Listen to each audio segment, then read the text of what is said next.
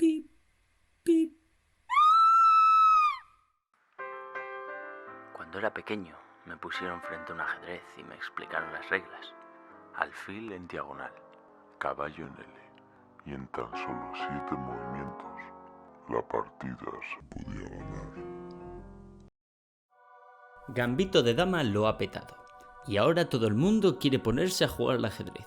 ¡Y masajearle los pies a Taylor-Joy!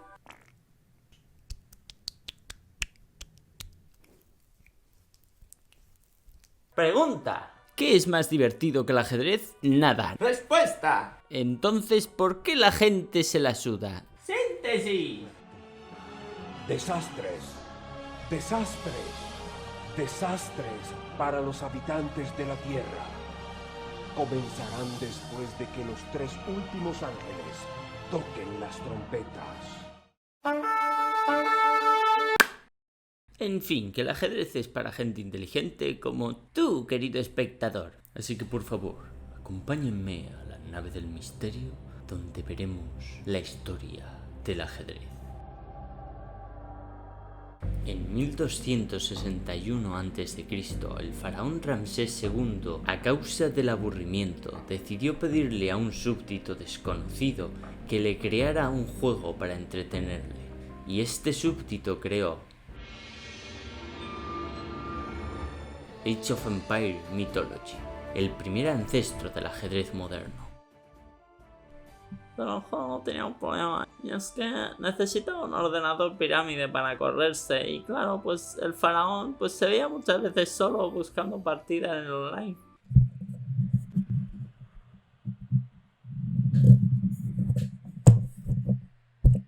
A ver, tenemos que tener en cuenta una cosa, y es que el ajedrez puede que haya sido el juego que más ha cambiado a lo largo de la historia. Tenemos que tener en cuenta que tiene millones de años. Entonces, todos los cambios que ha sufrido el ajedrez a lo largo de la historia han sido provocados por la historia. El ajedrez se podría decir que ha sido un camaleón dentro de la historia, porque se ha adaptado siempre a su tiempo para no morir. Podríamos pasarnos horas hablando de la historia del ajedrez, pero este vídeo no va a dar ni para la casitos, así que vamos a resumir la historia del ajedrez empezando por El origen de las piezas de ajedrez.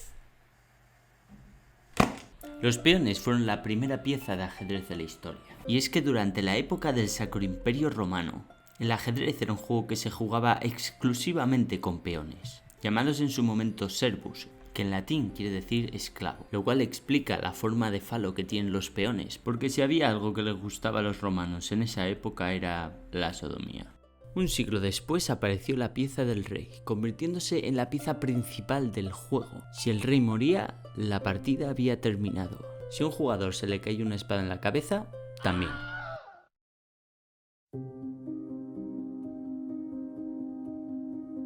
Veréis, en aquella época los jugadores jugaban con una espada como la de Damocles colgando sobre sus cabezas.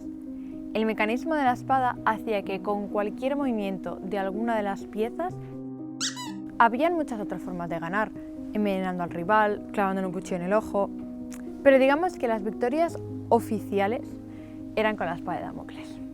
De hecho, la típica cruz que todo el mundo cree simboliza la religión cristiana, que legitima el poder monárquico y bla bla bla, es en realidad una espada encajada en la cabeza del rey, un guiño a sus orígenes que nos recuerda que a veces los reyes también caen.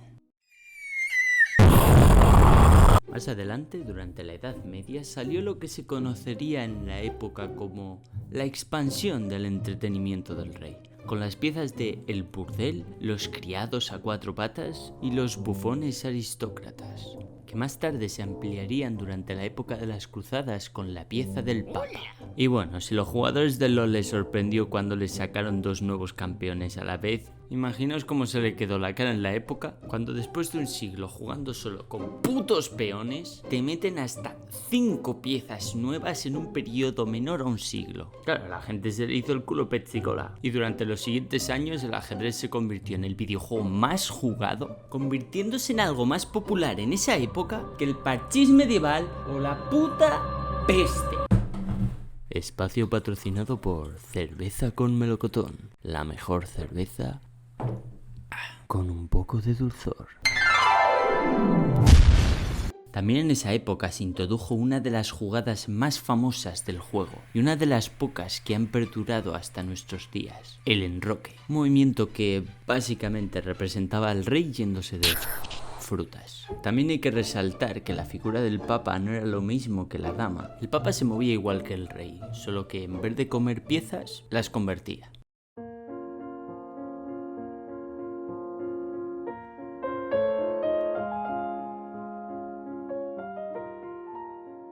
En 1904, en los inicios de la segunda ola del feminismo en Londres, un juego le empezó a hacer competencia al ajedrez. Vendiéndose como su versión feminista, se podían encontrar carteles en las tiendas donde se publicitaba como «Empodérate con las damas». ¿Y qué hizo el ajedrez? Se adaptó. No fue simplemente poner una pieza con faldita y pelo largo. Fue mucho más que un cambio estético. La convirtieron en la pieza más poderosa del juego.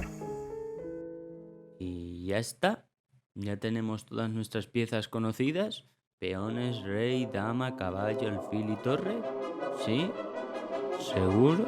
Ha llegado el siglo.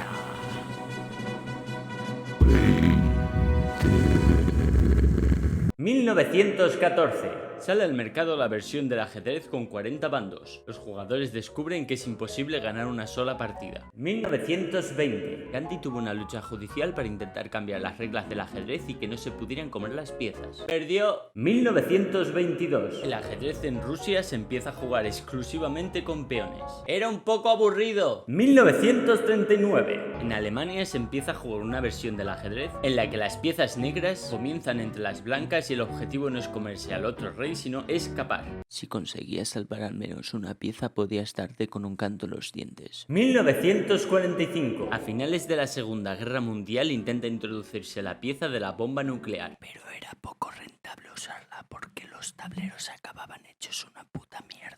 1961. En Alemania se introduce mediante un parche sorpresa un muro que divide las dos partes del tablero. Solo los caballos pueden saltarla. 2001. En Estados Unidos se deja de usar la pieza de la torre. Esta ya está en el otro siglo, pero es que me hacía gracia. Y muy importante, las aperturas y las defensas.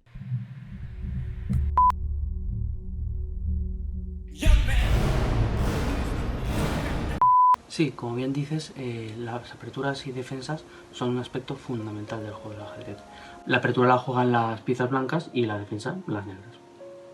La apertura de Napoleón. Hola. Español eras, ¿no? Sí, soy español. Pues vas a dejar que coloque primero mis piezas, ¿vale? Vale. No, pero no puedes mover... No, tranquilo, solo las voy a colocar. Pero que no estoy haciendo nada, estoy solo pasando mis piezas por tu territorio.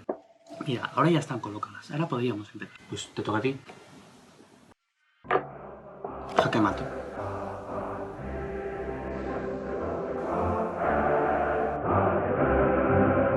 La defensa rusa. La defensa rusa básicamente consiste en quitar de la zona norte del tablero tus piezas y defender hasta que llegue el invierno. La apertura americana. Técnicamente, los americanos son el continente. La apertura americana. ¡Sí! La defensa norteamericana es de lo más sencillo del ajedrez. Mueves tu primero.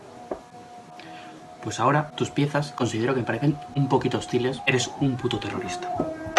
Jaque mate. La apertura latina. Mira, la defensa latina consiste en que tú empiezas con las piezas negras y cuando el rival con las piezas blancas llega a la zona de tu tablero, te ha pegado ya sarampión, viruela, tosferina, gripe, difteria, peste, tifus, hemorragia, gonorrea, tuberculosis, lepra, fiebre amarilla, sífilis y otros.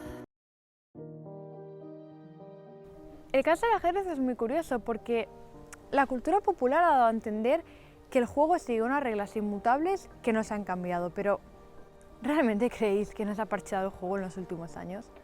Obviamente han habido plugins y actualizaciones. Por ejemplo, el rey hace más de una década que no existe. En cada parche va cambiando su aspecto por figuras de mayor autoridad. Concretamente, en el parche 4.05, el rey era Rubius. En 2018 lo fue Iron Man y este año va a encarnar el puesto Ibai Llanos. Desde el inicio de la pandemia, los sanitarios han sustituido a los peones y tienen la capacidad de curar a otras piezas.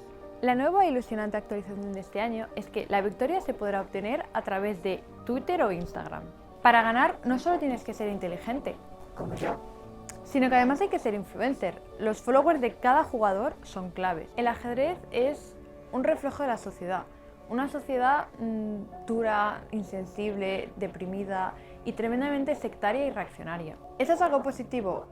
Bueno, si me preguntan a mí, sí. Para los jugadores que sabemos aprovecharnos del sistema.